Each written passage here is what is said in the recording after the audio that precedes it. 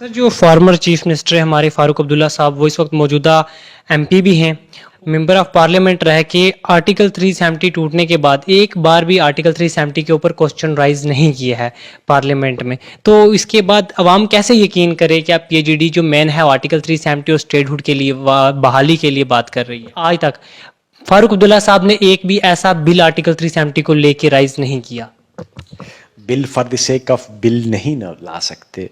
Sir, private member bill तो ला सकते थे। प्राइवेट मेंबर बिल लाना किस लिए? सिर्फ 3 वोट।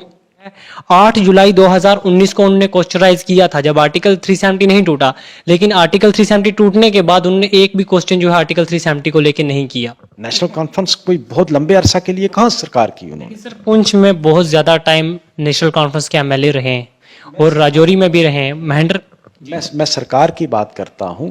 सरकार में नेशनल कॉन्फ्रेंस रही कितना अरसा है? अगर आप 47 से बाद देखोगे।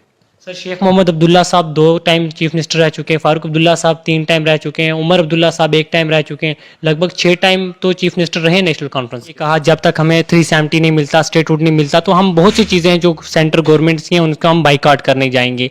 लेकिन फारूक अब्दुल्ला साहब को सितंबर 2021 में फूड पब्लिक अफेयर डिस्ट्रीब्यूशन का मेंबर बनाया गया। उन्होंने उस चीज़ को भी एक्सेप्ट किया, उसको बाइकआउट कर सकते थे।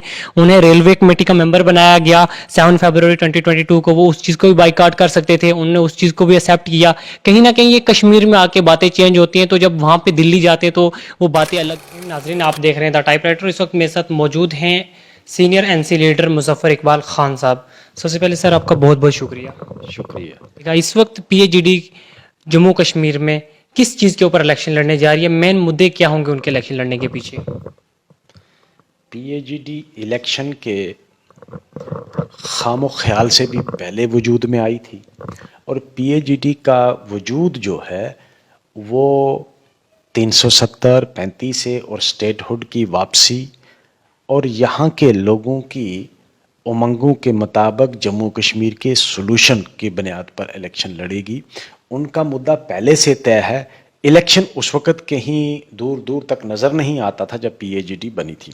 सो पीएचडी का मकसद सिर्फ इलेक्शन लड़ना नहीं, इलेक्शन जो है वो एक ज़रिया हो सकता है उनके मकसद की हसूलगी के लिए, लेकिन इलेक्शन कोई मकसद नहीं है। सर, जो फॉर्मर चीफ मिनिस्टर है हमारे फारूक अब्दुल्ला साहब, वो इस वक्त मौजूदा एमपी भी हैं, मेंबर ऑफ पार्लियामेंट रह के आर्टिकल 370 टूटने के बाद एक बार भी आर्टिकल 370 के ऊपर क्वेश्चन राइज नहीं किया है पार्लियामेंट में। तो इसके बाद अवाम कैसे यकीन करे कि आप पीएचडी जो मेन है आर्टिकल 370 और स्टेटहुड के लिए बहाली के लिए बात कर रही है कि फारूक साहब पार्लियामेंट के अंदर भी जब उनको बोलने का मौका नहीं दिया गया था, जब पहली बार 2019 के बाद 5 अगस्त 2019 के बाद जब फारूक साहब 1-1.5 साल के बाद कैद के बाद जब रिहा हुए और वो पार्लियामेंट में गए, उन्होंने बहुत कोशिश की लेकिन उनको बोलने का मौका नहीं दिया गया था। मुझे अभी भी याद है दी वायर पर आकर करण थापर ने उनका इंटरव्यू लिया था, और उस इंटरव्यू को मुझे लगता है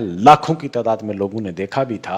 और उसके बाद भी फारूक साहब आज तक जहाँ कहीं भी उन्होंने मीडिया को एड्रेस किया है अगर, तो सबसे पहला उनका जो क्वेश्चन था वो ये था कि आर्टिकल 370 को जो एब्रोगेट किया गया वो ना तो आइन के मुताबिक है और ना ही सियासी तौर पर लोगों की उमंगों के मुताबिक है। सर, मीडिया पे तो कहीं ना कहीं फारूक अब्दुल्ला साहब अक्सर कहते रहते हैं, कश्मीर में भी बात की जाती है, लेकिन बात है पार्लियामेंट में उन्होंने 8 डिबेट किए, कहीं ना कहीं उसमें उन्होंने पार्लियामेंट में आर्टिकल 370 का जिक्र किया, लेकिन एक भी उन्होंने क्वेश्चन राइज जो है 8 जुलाई 2019 को उन्होंने क्वेश्चन राइज किया था जब आर्टिकल 370 नहीं टूटा, लेकिन आर्टिकल 370 टूटने के बाद उन्होंने एक भी क्वेश्चन जो है आर्टिकल 370 को लेकर नहीं किया।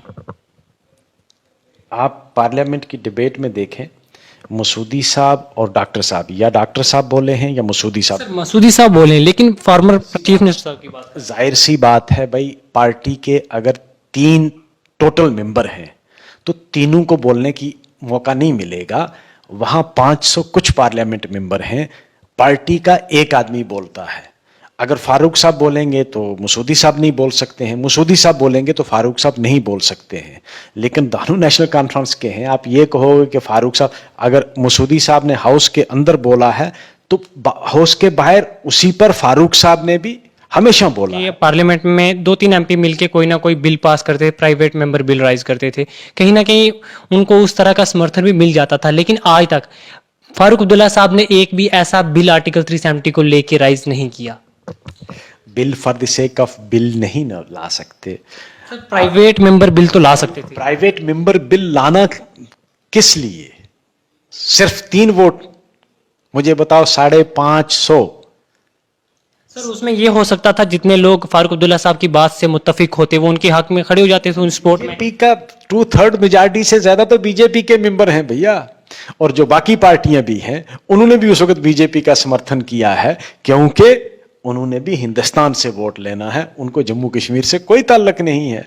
तो जो पार्टियां हैं भी अपोजिशन की, वो भी हमारी सपोर्ट इस वक्त इस मौजूदा पार्लियामेंट में प्राइवेट मेंबर बिल लाने से कोई मकसद हल नहीं होता, बल्कि एक तमाशा बनाने वाली बात थी। जब सिर्फ 3 मेंबर, सर बहुत सी जगह इलेक्शन से भी जैसे कि बाइकआउट करने की बात की फारूक अब्दुल्ला साहब ने, कई बार उन्होंने ये कहा जब तक हमें 370 नहीं मिलता, स्टेटहुड नहीं मिलता, तो हम बहुत सी चीज़ें हैं जो सेंट्रल गवर्नमेंट की हैं उनका हम बाइकआउट करने जाएंगे। लेकिन फारूक अब्दुल्ला साहब को सितंबर 2021 में फूड पब्लिक अफेयर डिस्ट्रीब्यूशन का मेंबर बनाया गया, उन्होंने उस चीज़ को भी एक्सेप्ट किया, उसको बाइकआउट कर सकते थे। उन्हें रेलवे कमेटी का मेंबर बनाया गया 7 फरवरी 2022 को, वो उस चीज़ को भी बाइकआउट कर सकते थे, उन्होंने उस चीज़ को भी एक्सेप्ट किया। कहीं ना कहीं ये कश्मीर में आके बातें चेंज होती हैं, तो जब वहां पे दिल्ली जाते हैं तो वो बातें अलग क्यों नजर आती हैं? देखो ये बिल्कुल गलत बात है जो आप कह रहे हैं। हाउस कमेटी का मेंबर जो होता है वो गवर्नमेंट का मेंबर नहीं होता, वो पार्लियामेंट गवर्नमेंट नहीं है, वो पार्लियामेंट किसी पार्टी की नहीं होती है। हाउस कमेटी का जो मेंबर होता है, जिस तरह कोई अगर हाउस कमेटी में पार्लियामेंट अफेयर्स पे कोई कमेटी बनती है तो कमेटी अपनी रिकमेंडेशन देगी, वो कोई गवर्नमेंट के मुराद में से नहीं आता है। सर जब आप पॉलिटिक्स में आए, जब आपने वहाँ पे कुछ मीडिया प्रेस कॉन्फ्रेंस की, वहाँ पे आपने अक्सर यही बात की कि मेरा पॉलिटिक्स में आने के पीछे मेन मकसद है जो आवाम की फलाह बहबूदी के लिए मैं पॉलिटिक्स में आ रहा हूँ, और खासकर अपने राजौरी पुंछ की आवाम के लिए। सर राजौरी पुंछ की आवाम ने एनसी को बहुत से एमएलए दिए, लेकिन इसकी रिस्पॉन्स में राजौरी पुंछ को एनसी ने क्या दिया? अब ये गिनती करके मैं अगर इस वक्त आपको बताना चाहूँगा तो शाम हो जाएगी, इतना वक्त आपके पास भी नहीं होगा, मेरे पास भी नहीं होगा कि नेशनल कॉन्फ्रेंस ने क्या दिया। अब ये कहो कि क्या नहीं दिया, तो वो मैं गिनती थोड़े बहुत कर सकता हूँ कि कुछ चीज़ें हमें नहीं मिली हैं। लेकिन अब ये कहोगे कि नेशनल कॉन्फ्रेंस, हालांकि नेशनल कॉन्फ्रेंस ने कोई बहुत लंबा अरसा हुकूमत नहीं की है। आज़ादी के बाद अगर आप देखोगे तो कोई बहुत लंबा अरसा नहीं की है भाई। यहाँ ज़्यादातर या तो कांग्रेस की हुकूमत रही है या गवर्नर राज रहा है। नेशनल कॉन्फ्रेंस कोई बहुत लंबे अरसा के लिए कहाँ सरकार की उन्होंने। सर पुंछ में बहुत ज़्यादा टाइम नेशनल कॉन्फ्रेंस के एमएलए रहे हैं और राजौरी में भी रहे हैं। महेंद्र, मैं सरकार की बात करता हूँ।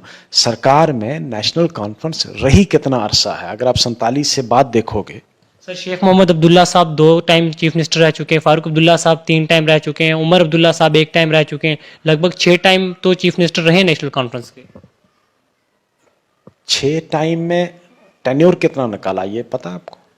शेख साहब 1948 में बनते हैं, 53 में उनको गिरफ्तार कर दिया जाता है, 75 के बाद 77 में जाकर वो बनते हैं, 2 साल के लिए वफात होती है। उसके बाद जब फारूक साहब बनते हैं फिर उनकी गवर्नमेंट टॉपल कर दी जाती है, फिर गवर्नर राज लग जाता है।